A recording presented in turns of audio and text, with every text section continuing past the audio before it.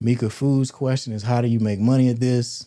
And the answer is, how do you want to make money? The easiest way to make money with a cooking show is to sell more of something that you already sell. So if you run a food business of some sort, YouTube, a YouTube cooking show is a marketing platform, a television marketing platform that you can use to sell more of what you already sell. That's the easiest way to make money. And then, of course, there's all the additional revenue streams that you can create from a cooking show that you currently do not have. If you're not currently getting paid to teach people how to cook, that's a very simple way that you make money from a cooking show. You use that show to build awareness. People are going to have questions. How do I do this? How do I change that? Or they're going to just want additional support from you. And you sign them up for a paid membership in your online cooking community, and you charge them a monthly fee to be able to ask you those additional questions and get access to additional resources and things like that. You can get paid from sponsorships. You can get paid all kinds of sponsorships. Big brands will pay you money. They already have money allocated for this. You just got to ask for it. Local businesses will sponsor you. Okay. It's like I got a couple of folks here right out the gate. Thank you for joining. I'm Lindsey Ruffin, in case you don't know, cooking show advisor. And I host these live sessions to help chefs get started with your cooking show. So many of you have the opportunity to create a better life for yourself by hosting a cooking show. And what I've found is that chefs tend to overcomplicate it and just can't get started. At its base, at its foundational level, a cooking show is simply you standing in front of a camera and cooking, teaching people how to prepare a dish. That's all this is. You got to start there, and then layers of complexity will come on top of that. All these other different things that you can do with a cooking show. But until you have a cooking show, which means you standing in front of a camera and cooking, all of that other stuff is just not possible. So I host these meetings to get you to do the foundational thing, the basic thing. You got to stand in front of a camera and cook, and you got to do that every single week. Success with a cooking show means delivering 50 episodes per year. You got to show up once a week with your cooking show with a new episode. And until you do that, until you learn that skill and apply it and show up every week with a new cooking video, nothing else is really possible. Whatever you have in mind with your cooking show is just not possible until you master the task of just showing up every week and teaching them how to make something. So that's what I host these meetings for. We're not going to go into all this other stuff, all these other different tangents that you can go in, because I call that daydreaming.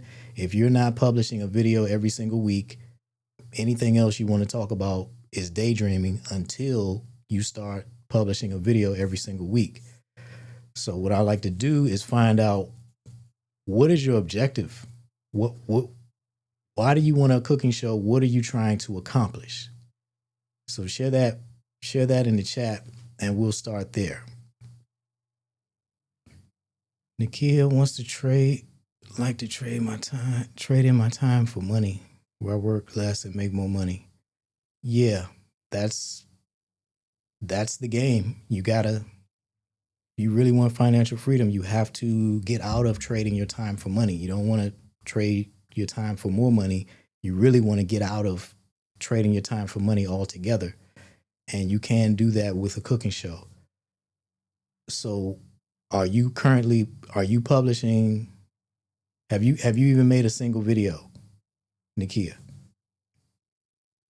Tried to make a practice video, but you were not in the shot. Just showed the food I made. Yeah, that's fine.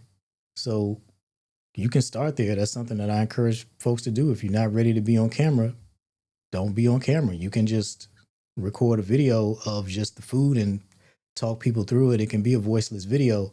Eventually, if you really want to have a cooking show, as I teach it, you're going to have to get comfortable standing in front of the camera. But for right now, just to get started, you can absolutely just make faceless videos where you are just narrating basically, and they see, your hands doing the work. You can do that. And those are easy to make, which means you should be making them consistently. A full-blown video where you're on camera, one of those a week is all you need, because it takes some effort to do that. But if you're making videos where you're not appearing on camera, so you don't have to worry about things like, hair and all of that other stuff, you should be making at least 2 or 3 of those every week. Because what I try to convey and what I have to convey to you all is that success with a cooking show, that 50 episodes a year, means developing habits. This is about developing habits that will produce what you're trying to achieve. And so you're going to have to develop some habits around a cooking show, that you don't currently have. If you're not publishing a video a week, or with these Faceless videos, if you're not publishing 2 or 3 of those a week, you're going to have to incorporate some habits into your life that allow you to publish those videos every single week on schedule, because that's how you're going to move towards whatever it is you're trying to accomplish. A book I recommend for that is Atomic Habits. This is one of the best-selling books ever. This guy's had incredible success with this book because it breaks down the science of habits and how to simply apply them to your life, how to incorporate new habits into your life. So this is a teaching aid that I use, because if we're talking about building a business with a cooking show, that's what I teach. I'm not doing this for a hobby. We're building a business. If you want to build a business out of a cooking show that's going to allow you to free yourself financially, you're going to have to establish some new habits. And this book is an excellent resource that will help you do that.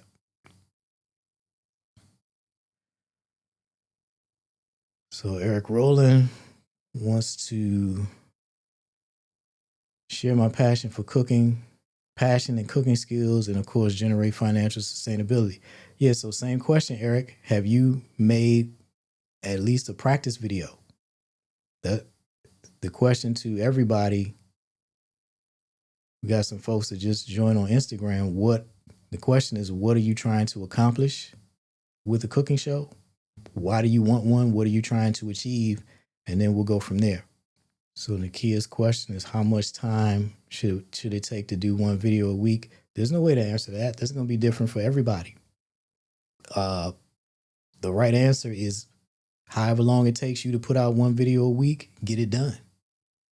This is an example of worrying about the wrong things. When you start doing it, you will stop having so many questions. You learn by doing. So that first week that you put out a video is going to take however long it takes. The next week is going to take less time than it took the first time, because there's so much stuff that you will already know from having done it once already. The third week, the fourth week, each subsequent week, you're going to get more efficient with your process, and it's going to take less time. So asking how long should it take, these are hypothetical questions. Just start doing the work, man. You will get the answers to all these questions simply by doing the thing. And that goes for everybody, not just Nakia. When you actually start making these videos like I propose, a lot of these questions you have are going to go away simply from doing the thing. So we got L Wright on Instagram. It's either L Wright or J Wright. I can't really see it. The question is, what are you trying to accomplish with your cooking show? Why do you want a cooking show? What are you trying to accomplish? And then I'll offer you some guidance from there, but I like to start out knowing what everybody's trying to achieve, because that makes it easier to help you get there. If I know what it is you're trying to do. Y'all folks on Instagram are real quiet. No questions at all. If you don't have questions and you just like listening to me talk, what I would suggest is you go to my YouTube channel. There's the tag, the handle for my YouTube channel, and that's where you can go and listen to hours and hours of me talking about how you can be successful with a cooking show, how to get started, and how to be successful. I host these live sessions to help you with your live participation. But if you just want to listen, this is where you go. Because when folks stop participating, I end the session. I roll out. So folks on Instagram, I would encourage you to participate. What is it that you're trying to accomplish with a cooking show? What are you trying to achieve? We start there and then start developing a plan for helping you get your show going. Eric Rowland, am I saying should you just start making videos? I am absolutely saying just start making videos. You got to do the thing. You don't have to necessarily post them. They may not be good. They won't be good in the beginning, but you got to get over that psychological hurdle of just standing in front of the camera and recording. You got to get started. What is a cooking show other than somebody standing in front of a camera and cooking? So you absolutely must do that at a minimum. You got to get started.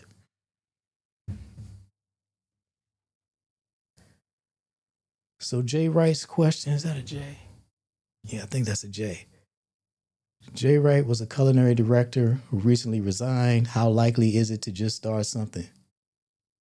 That's as likely as you make it, your commitment to your success. So all you need to start a YouTube cooking show is your phone. If you got a Gmail address, you already have a YouTube account. You just need to enable it. And to start making videos, all you need is your smartphone. So you can absolutely build a business. Like you don't have to go back to work for anybody if you don't want to. If you're committed to starting a cooking show and building it into a business, and you got a little bit of runway in terms of being able to pay your bills, you can start making money with a cooking show and build that into a business that pays all your bills, and that's how you sustain your livelihood from now on. So the question is, how likely is it? That's about you. Is this possible? Absolutely. How likely is it that you will do the work to make this happen? I don't know. I don't know you. That's what that's about. This opportunity is out here for anybody who's willing to do the work. Cooking shows make money all day, every day. And to be clear, what we're talking about is a cooking show on TV, because YouTube is the #1 TV streaming platform in US households. That means if you have a cooking show on YouTube, you have a cooking show on TV. More people are watching YouTube on their big screen television than they are Netflix. So if you have a cooking show on TV, you're posting on YouTube, you're posting a full-length cooking video recorded horizontally. If you're posting this on YouTube every week, you have a TV cooking show. People are watching your show on TV. There are so many ways you can monetize that. You can have sponsors. If you have products and services that you already sell, if you're a packaged good maker, like you have a spice blend or other sauces or things like that. If you run a restaurant, if you have a catering business, all of these things, we're talking about TV advertising here. You have a television show, not just a cooking show. It's really a food TV channel if you want to expand it beyond just the cooking show. So what's possible for you with that? What do you want? There's really nothing you couldn't accomplish with your own cooking show on TV if you do the work to make that happen. So that's what we're talking about here. We ain't talking about just posting on social media, some more stuff on Instagram or whatever, or TikTok. We're talking about you having your own TV cooking show. People flip the channel. Oh, here's Top Chef. Flip the channel. Here's the Food Network. Flip the channel. Here's Master Chef. Flip the channel. Here's, another Gordon Ramsay production. Flip the channel. Here's you. YouTube is just another channel on TV these days. So that's what we're talking about here. That's why establishing these habits are so important. I'm trying to get you guys to establish a habit so that you're taking action towards the life that you want on a daily basis. If you're trying to get away from working too many hours for somebody else, you're tired of standing on your feet 7, 10, 12 hours a day in a hot kitchen, you got to do something about it And you got to do something about it on a daily basis. You got to implement some habits that are going to move you forward. Didn't realize that YouTube is considered TV. Yeah, man. It's I'll put the graphic on screen. You're not going to be able to see it because you're on Instagram. This is why I encourage folks, the Instagram folks, go subscribe to my YouTube channel because you can participate in this live stream from there. But so this graphic that I'm showing right now that the Instagram folks can only see the middle of, you can't really see, but that's YouTube at the top. YouTube has 12% of the audience on, this is the Nielsen ratings, 12% of the TV audience. Second place is Disney at 10.5%. Third place is Paramount at 8.5%. Next is NBC Universal with 8%.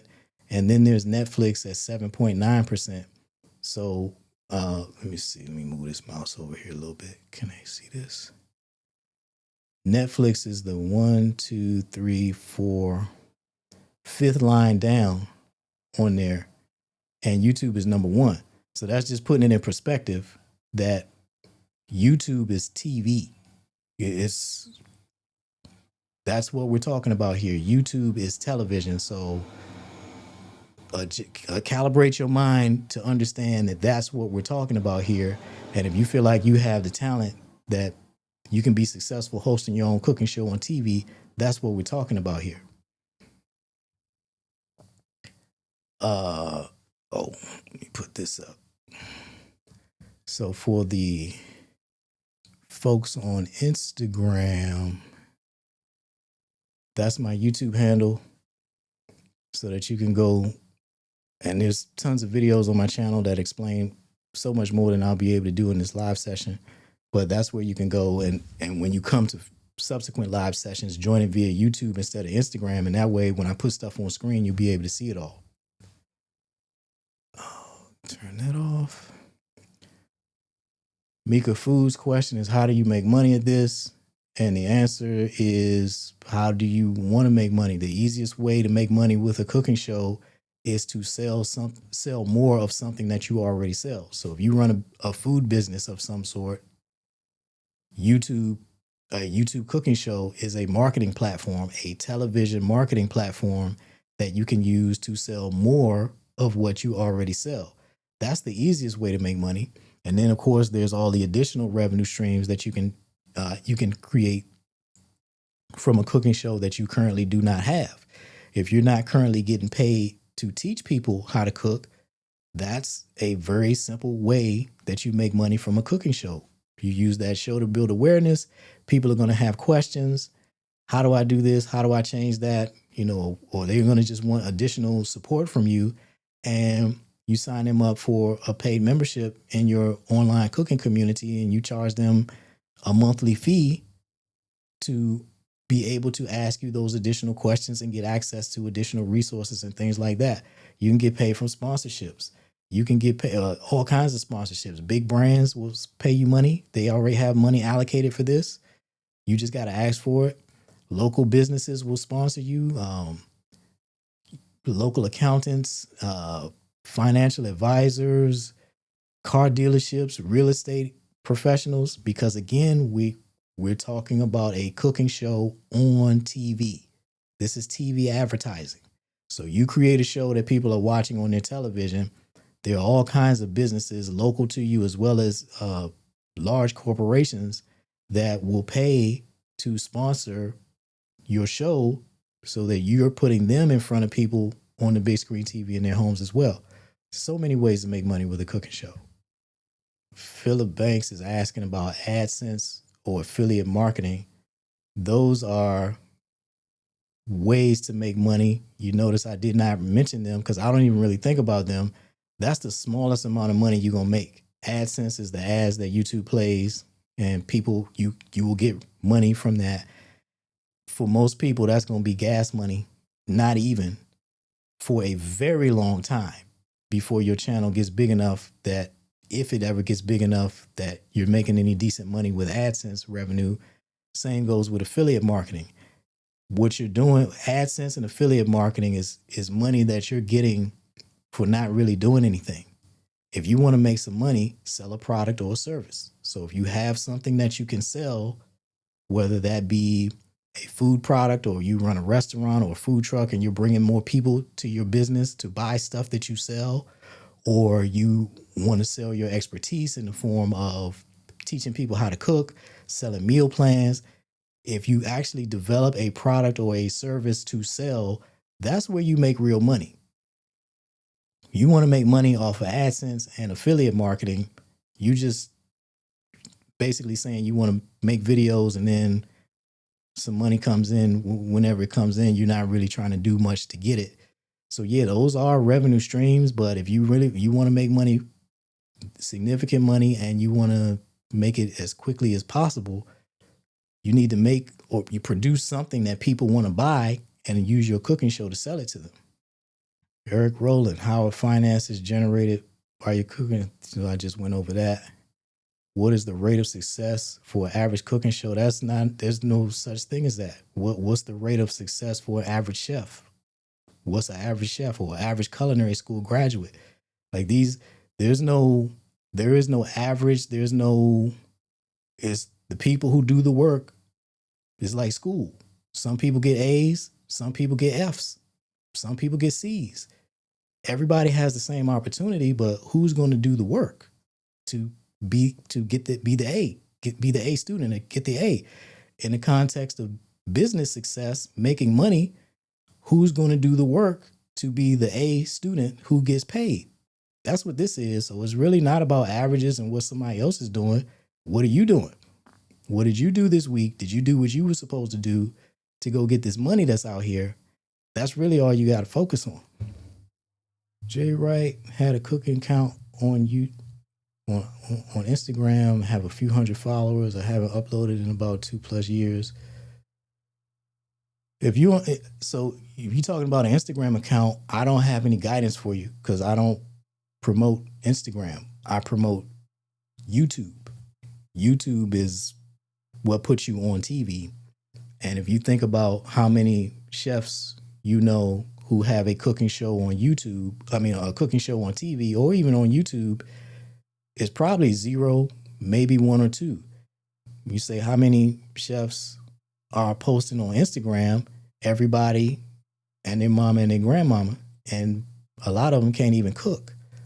When you take yourself onto YouTube and you make full-length cooking videos, you are taking yourself into an environment where there is so much less competition.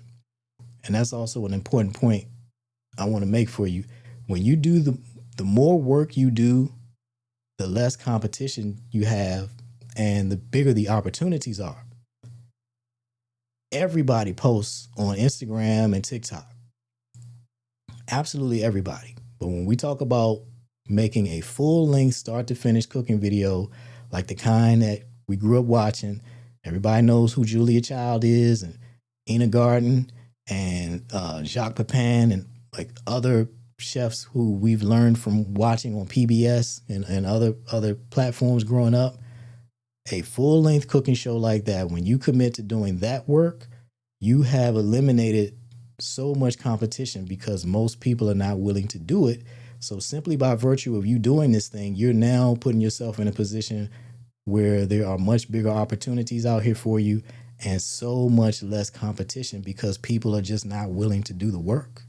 Philip Banks wants to know, would you focus on creating a product to sell or starting the show first? I would focus on the show because if you cannot show up consistently every week, which is what a cooking show requires if you want to make money with it, 50 episodes a year is what we're talking about. So if you start to do that and find out that, man, I don't like this, this is too much work, I'm not interested in this, then that's the way to go, rather than trying to develop a product that you want to then try to use the cooking show to sell and then realize that you really don't want to do a cooking show. So you'll hear me say this over and over again. Everything is built on top of you simply showing up with a cooking video once a week. So the benchmark that I like to use, the first benchmark, well, it's a couple. Benchmark number 1 is the first video. A lot of people are stuck on 0, sitting on that goose egg because they're overthinking it. What about this? What about that? All these questions and no action. Get your phone, put on a tripod, record yourself cooking something, or just make a sandwich, boil water, do something. You got to make that first video. So that's number 1. After you make that first video, now you got to start doing this every single week. You got to publish a video every week. And before you can even think about making any money, you need to publish 10 videos over 10 consecutive weeks. So whatever week you start, 10 more weeks just like that. 10 consecutive weeks of you publishing a cooking video before you can begin to think about trying to make money any kind of way, because prior to that, you've not demonstrated to anybody, including yourself, that you're actually serious about this. So how are you going to sell something to somebody when you're not even serious? So before you do anything else, thinking about monetization, you got to make that first video, and then you got to make 9 more, and it's got to be in consecutive weeks. We're not talking about showing up once in a while. We're talking about a business. Treat this like a job. You don't get paid on your job from showing up whenever you feel like it. You got to show up every time when you're supposed to. So in the context of your cooking show, that means showing up every single week. So 10 consecutive weeks. Now you got some systems in place. You've gotten a lot of answers to a lot of the questions that you had because you've been doing the thing, and now you understand how this works. So much of the fuzziness has become clear because you're actually doing the thing, and now you have a foundation that you can build upon and start thinking about how you're going to monetize. So for Philip Banks, you got to start the show first. The question to everyone, we got some new folks have joined. Question is, what are you trying to accomplish with your cooking show? We start with that question, and then we can go from there. It's hard to help folks when I don't know what you're trying to achieve. You got to have a destination in mind in order to get directions. Philip Banks was on a roll but got discouraged. Yeah, that's very common. What I would recommend is find you an accountability partner. If you're not already in my cooking show accelerator, I encourage you to apply to join that. You can go to the Instagram. You go to the bio link on Instagram, and I'll take you to my website. You fill out the application, and then you can apply to join. It costs nothing to join. My cooking show accelerator is a community for chefs who are trying to start a cooking show and use it to create a better life for themselves. And what you want to do to help you from getting discouraged is put yourself around other people who are doing the thing that you want to do. Get you an accountability partner. You don't even have to join my cooking show accelerator if you don't want to. If you just know another chef, you got a chef buddy, then y'all be accountability partners. If they want to, get them if they want to do a cooking show, then y'all hold each other accountable. You support each other, and that's how you avoid the discouragement, by not trying to do this all by yourself, because this is a major undertaking. It's a big deal. You can change your life with a cooking show, but you're not going to do it by yourself. An accountability partner is definitely somebody you want to have on your team. So that will help you with the discouragement. Put yourself around somebody who's also trying to do the same thing that you're doing, going on that same journey. So Nakia's question is, besides the phone, would I suggest other equipment? No. You got to get started. Equipment is an excuse that people create for themselves. Oh, I don't have this, so I can't get started. I don't play that. This right here is the most advanced, sophisticated camera in the history of media. It has enabled more people to create more photos and videos than any camera in history. It is a significantly higher quality camera than the television cameras that created, your favorite shows from growing up. And those cameras cost $100,000 and took 3 or 4 people to operate just one camera. You do not need anything besides your phone. The most important thing is you show up every week with a video, period. And all you need for that is your phone. Will that change over time as your show advances and, you add more people and equipment? Yes. But to get started, to get to that first 10 videos in 10 weeks, all you need is your phone. Don't look for excuses to not get started, because any equipment I suggest is going to cost money. And a lot of times people are asking for equipment lists just to create a list of stuff that they can't pay for. Just get started with your phone. That's all you need. 10 videos a week, 10 videos in 10 weeks. Banks has 60 videos and 1,000 subscribers. Not much engagement though. I would say are you posting, well, what kind of videos are those? First of all, 60 videos, are those short videos, or are these full length, recipes where you're teaching people from start to finish? So that video, 8 minutes, 10 minutes, 20 minutes, a half hour, whatever, or are these little short videos? And then second question is, are you posting consistently? So whatever it is you're doing, is it on a schedule? If you're doing a full length video, my recommendation is once a week, and then you just keep doing that. The engagement will come. You want to be promoting it outside of YouTube as well, telling people about it, sharing your YouTube channel with folks, talking about it in the real world to people if you want this to be successful. But the engagement comes after you show up and just keep showing up and demonstrating that you're serious about this. Nobody else is going to see your vision and participate in it until you've demonstrated that you're fully invested in it.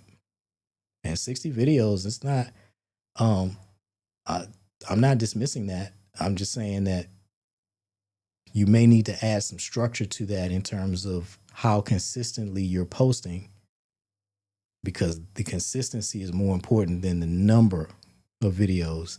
And with that consistency, you'll be able to build an audience. Says that the last 12 were full-length videos. Excellent. Just about weekly. Means you're just about there. You want to make that weekly. Remove that just about qualifier. And work got in the way, but I could do better.